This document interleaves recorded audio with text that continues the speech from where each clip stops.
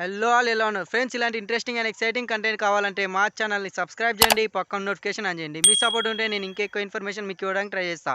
Let's get into the video. Bangarraju మూవీని open చేస్తే సోగ్గాడే చిన్నైన మూవీలో బంగారాజు ఆత్మ పైకి వెళ్తుంది. ఆ తర్వాత బంగారాజును ఈసారి స్వర్గంలోకి తీసుకెళ్తారు. స్వర్గం గ్రాఫిక్స్ ఓ రేంజ్లో ఉంటాయి. బంగారాజు స్వర్గంలోకి వెళ్తాడు, ఇక్కడే టైటిల్ పడుతుంది.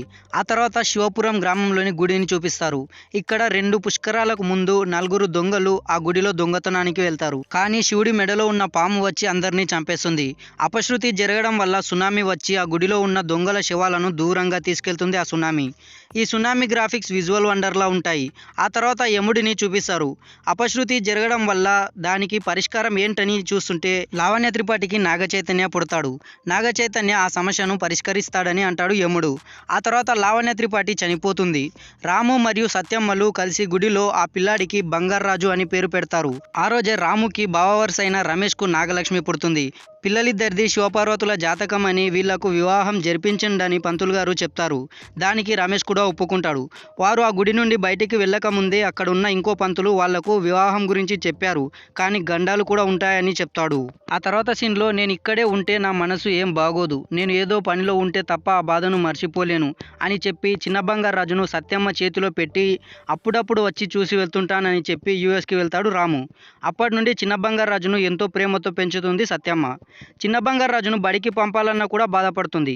కానీ అదే క్లాస్లో చదువుతుంది మన రమేష్ కూతురు నాగలక్ష్మి. బంగారాజు వెళ్ళి అమ్మాయిల మధ్యలో కూర్చుంటాడు. అది చూసి సత్యమ్మ షాక్ అవుతుంది. చిన్న బంగారాజు యొక్క ప్రతి బర్త్డేని ఒక పండగలా చేస్తుంటుంది.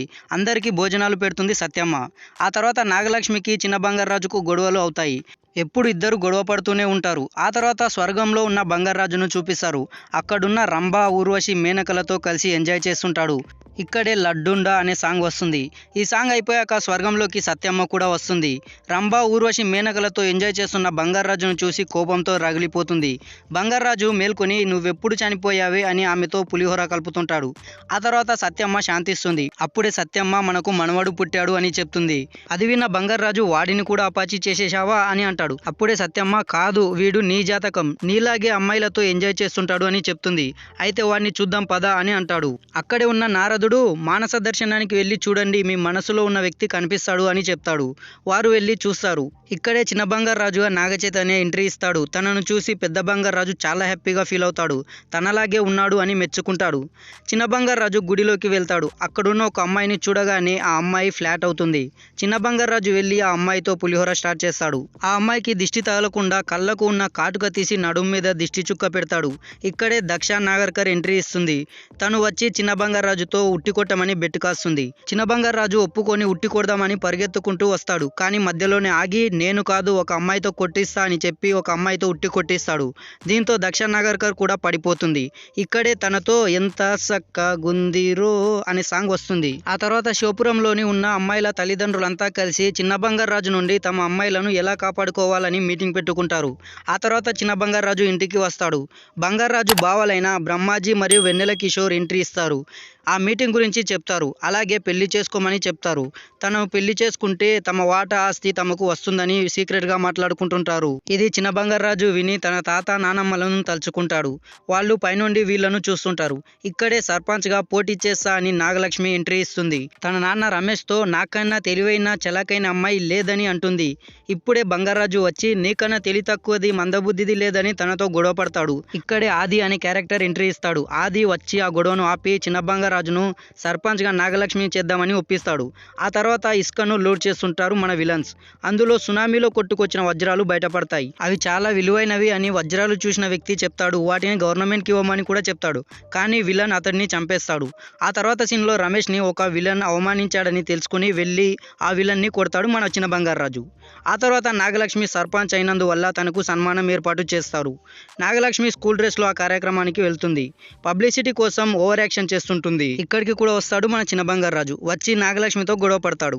ఆ ప్రోగ్రాంలోనే ఒక అమ్మాయిని ఫ్లాట్ చేస్తాడు. ఆ అమ్మాయిని తన కొబ్బరి తోటలోకి తీసుకెళ్లి పులిహోర కలుపుతుంటాడు. ఇది తెలుసుకున్న నాగలక్ష్మి చిన్న బంగారాజును బ్యాట్ చేద్దామని ఊరందరితో కలిసి ఆ తోటలోకి వెళ్తుంది. తనను చూసిన చిన్న బంగారాజు ఆ అమ్మాయిని గడ్డివాంలోకి దాచి తనకు ఏమీ తెలియనట్టుగా తన ఫ్రెండ్స్తో పేకాట ఆడుతుంటాడు. ఈ విషయాలన్నీ పైనుండి సత్యమ్మ, బంగారాజు ఆత్మలు చూస్తుంటాయి. నాగలక్ష్మి అక్కడికి వచ్చి అంతా వెతికి ఏం చేయలేక అక్కడి నుండి వెళ్ళిపోతుంది. ఆ తర్వాత సత్యమ్మ రమేష్తో కలలో మాట్లాడుతుంది. నాగలక్ష్మిని చిన్న బంగారాజుకు ఇచ్చి పెళ్లి చేయమని అడుగుతుంది. రమేష్ వాళ్ళు ఎప్పుడు గొడవ పడుతుంటారు, వాళ్ళు ఒకవేళ ఒప్పుకుంటే నాకేం ఇబ్బంది లేదు అంటాడు. దాంతో సత్యమ్మ బంగారాజును కిందకి వెళ్ళి వాళ్ళిద్దరిని కలపమని అడుగుతుంది. ఇదే సమయంలో ఇంద్రుడు యముడు కలిసి బంగారాజును కిందకి పంపిద్దామని ఆలోచిస్తుంటారు. ఇక్కడే వెళ్లే ముందు రమ్యకృష్ణతో ఒక సాంగ్ ఉంటుంది. ఆ తర్వాత పెద్ద బంగారాజు ఆత్మ కిందికి వస్తుంది. వచ్చి తన వారసుడిని చూసి ఎంతో సంబరపడిపోతాడు మన పెద్ద బంగారాజు. ఆ తర్వాత బ్రహ్మాజీ అండ్ వెన్నెల కిషోర్లు తప్పుల లెక్కలు నాగ చైతన్యకు చెప్తుంటారు. ఇదంతా పెద్ద బంగారాజు పక్కనే ఉండి చూస్తుంటాడు. దాంతో పెద్ద బంగారాజు చిన్న బంగారాజులోనికి ప్రవేశించి వాసివాడి తస్సదియా అనే డైలాగ్ చెప్తాడు. ఆ తర్వాత పెద్ద బంగారాజు అన్ని లెక్కలు సరిగ్గా చెప్పి డబ్బులు కావాలంటే అడిగి తీసుకోండి, అంతేకాని ఇలా మోసం చేయకండి రా అని చెప్తాడు. ఆ తర్వాత నాగలక్ష్మి ఊరి జనాలతో మళ్ళీ ఒక వ్యవసాయ మీటింగ్ పెడుతుంది. అందులో కూడా ఓవర్ యాక్షన్ చేస్తుంటుంది. ఇక్కడికి కూడా మన చిన్న బంగారాజు పెద్ద బంగారాజులు వస్తారు. ఇక్కడే నిన్ను రాష్ట్రానికి దేశానికి సర్పంచ్ని చేస్తా అంటాడు. దాంతో నాగలక్ష్మికి చిన్న బంగారాజు మీద సాఫ్ట్ కార్న్ ఏర్పడుతుంది. ఆ తర్వాత ప్రజలను మోసం చేయడానికి ఒక వ్యక్తి ప్రయత్నిస్తాడు. సర్పంచ్ నాగలక్ష్మిని మధ్యలో ఉంచుతాడు. కానీ మన పెద్ద బంగారాజు వెళ్ళి ఆ సమస్యను పరిష్కరిస్తాడు. దీంతో నాగలక్ష్మి చిన్న బంగారాజుకు థ్యాంక్స్ చెబుతుంది. ఆ తర్వాత రమేష్కి మృత్యుంజయ హోమం జరిపించాలని పూజారులు చెప్పడంతో ఆ హోమాన్ని సర్పంచ్ నాగలక్ష్మి నిర్వహిస్తుంది. ఇక్కడే బంగారా బంగారా సాంగ్ వస్తుంది. ఇదే సరైన సమయం అని విలన్స్ ఒక అమ్మాయితో చిన్న బంగారాజును ట్రాప్ చేసి ఊరి బయటకి తీసుకెళ్తారు. తనను చంపడానికి ప్రయత్నిస్తారు. ఇక్కడ ఫైట్ సూపర్గా ఉంటుంది. కానీ పెద్ద బంగారాజు చిన్న బంగారాజులోకి ప్రవేశించి ఆ ఫైట్ చేస్తాడు. తను ఫైట్ చేసుకుంటూ ఊళ్ళో ఉన్న గుడిలోకి మృత్యుంజయ హోమం దగ్గరికి వస్తాడు. ఇంకొన్ని నిమిషాలలో ఆ హోమం ముగుస్తుందనగా బంగారాజు వచ్చి ఆ హోమాన్ని చెడగొడతాడు. దీంతో నాగలక్ష్మికి కోపం వచ్చి బంగారాజును కొడుతుంది. ఆ తర్వాత బంగారాజు ఫీల్ అవుతూ అక్కడ నుండి వెళ్తాడు. ఇక్కడే ఆది విలన్ అని మనకు తెలుస్తుంది.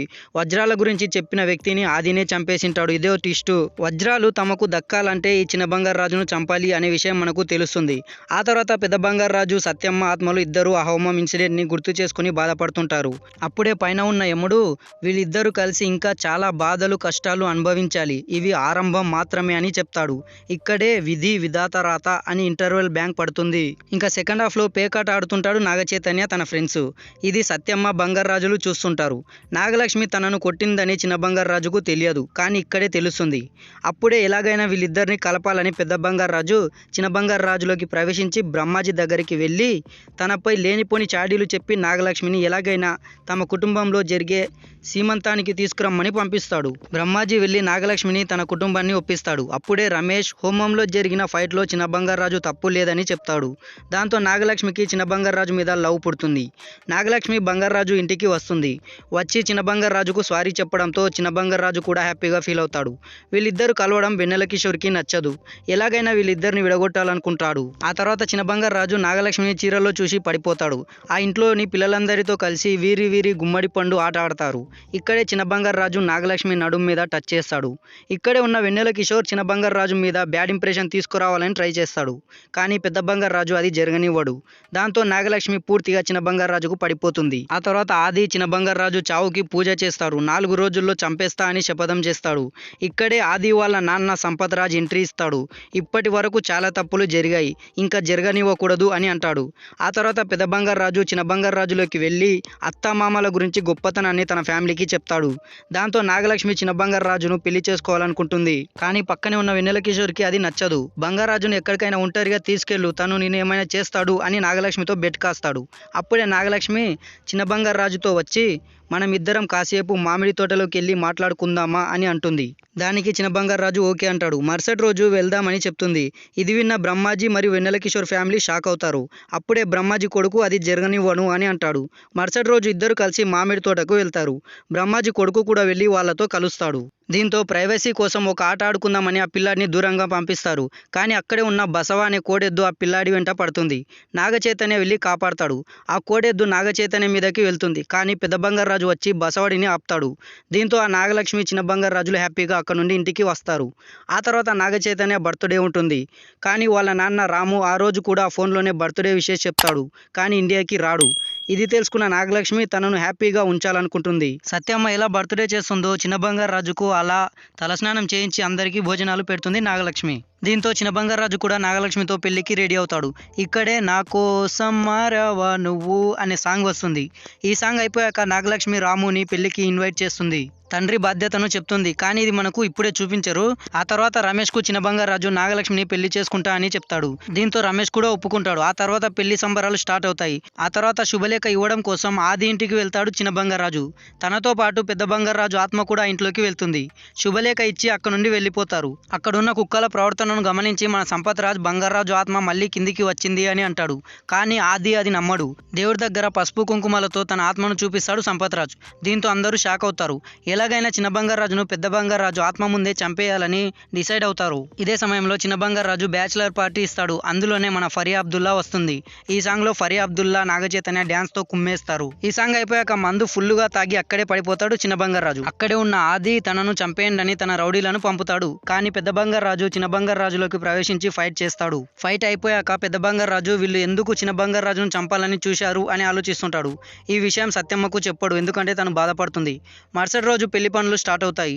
చిన్న బంగారాజును పెళ్లి కొడుకుని చేస్తారు. ఇదే సమయంలో సంపత్ రాజ్ పూజలు చేసి ఒక గొలుసును చిన్న బంగారాజు మెడలో వేయమని ఆదికి ఇస్తాడు. కానీ ఆది వేయడానికి వెళ్ళి ప్రయత్నిస్తాడు. కానీ అది అనుకోకుండా వేయలేడు. అక్కడికి నాగలక్ష్మి కూడా వస్తుంది. ఒక రింగ్ ని తన చేయికి పెడుతుంది. మరుసటి రోజు బంగారాజు పెళ్లి. ఇక్కడే ఒక ట్విస్ట్ పడుతుంది. అది రమేష్ కూడా మనకు విలనే అని తెలుస్తుంది. సంపత్ రాజ్ తో కలిసి చిన్న బంగారాజును చంపేయాలనుకుంటాడు. ఈ విషయం సత్యమ్మ వింటూ బంగారాజును పిలుస్తుంది.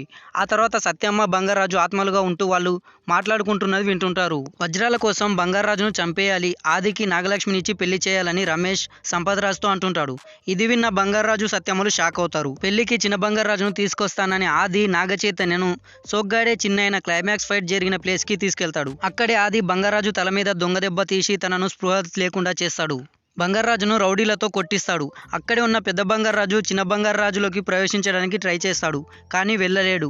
ఇక్కడ ట్విస్ట్ ఏంటంటే నాగలక్ష్మికి రమేష్ మంత్రించిన రింగ్ ఇస్తాడు. ఈ రింగే నాగలక్ష్మి బంగారాజుకు పెడుతుంది. ఆ రింగు వల్ల బంగారాజు ఆత్మ చిన్న బంగారాజులోకి ప్రవేశించలేదు. చిన్న బంగారాజును చాలా దెబ్బలు కొడతారు. ఇక్కడే సత్యం ఆత్మ గుడిలోకి వెళ్లి తమకు సహాయం చేయమని దేవుణ్ణి వేడుకుంటుంది. ఇది విన్న పాము ఆ నాగచైతన్య దగ్గరకు వచ్చి ఆ రౌడీలను కాటేస్తుంది. అక్కడే ఉన్న సంపత్ రాజ్ మంత్రించిన తన దండెంతో ఆ పామును కొడతాడు.